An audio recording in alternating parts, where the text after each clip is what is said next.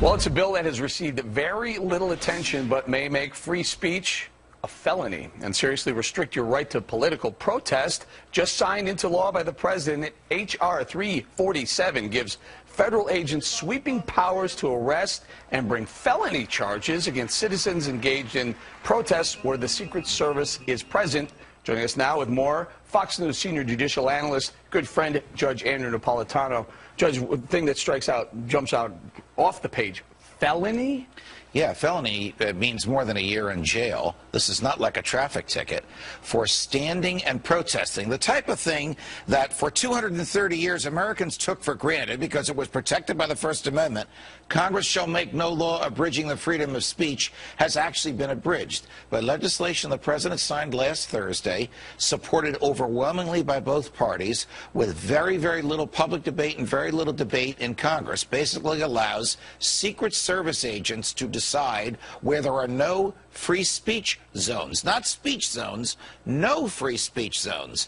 And anybody by the Secret Service can, protected by the Secret Service, can ask those agents to ban protests wherever they are. So I can think of 3 violations: speech violations, association violations, the right to petition the government for a redress of your grievances. What good is free speech if the people in the government are so far away from you that they can't hear you? Judge, what about keeping our elected officials safe?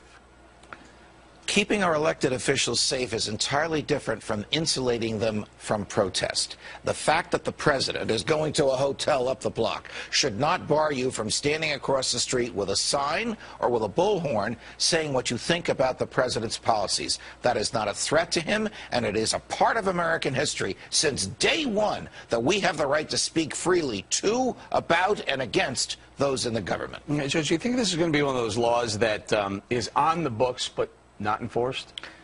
I think it's one of those laws that's going to be enforced when the government wants it enforced. The problem, Eric, is it puts a lot of unbridled discretion in the hands of Secret Service agents who may very well say, you know what, boss, you've had a rough day. We'll keep everybody away from you. Or, you know what, boss, this crowd likes you, so we're going to let you hear them.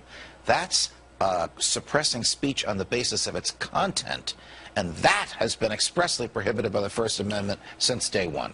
What dictates the Secret Service is present? In other words, aren't they present all over Washington, D.C.? Well, they are, and that's a great question, because this law also allows the president to give Secret Service protection to whoever he wants. I'll give you a bizarre example. His campaign managers are coming to Washington to confer with him about the campaign. He can give them Secret Service protection. And then the Secret Service can say to the kids in the streets, you can't shout at David Axelrod, because the campaign manager, because the Secret Service is protecting him. This is a slow, creeping destruction of some of our basic liberties, and the president signed it in secret. And now some of the Secret Service are going to be providing services for the candidates now as well, right? Correct. So correct. People aren't going to be able to have their opinion about the candidates? If the Secret Service so declares, you won't be able to shout at them. Judge, got to go. The economy's not bad. Sorry about that.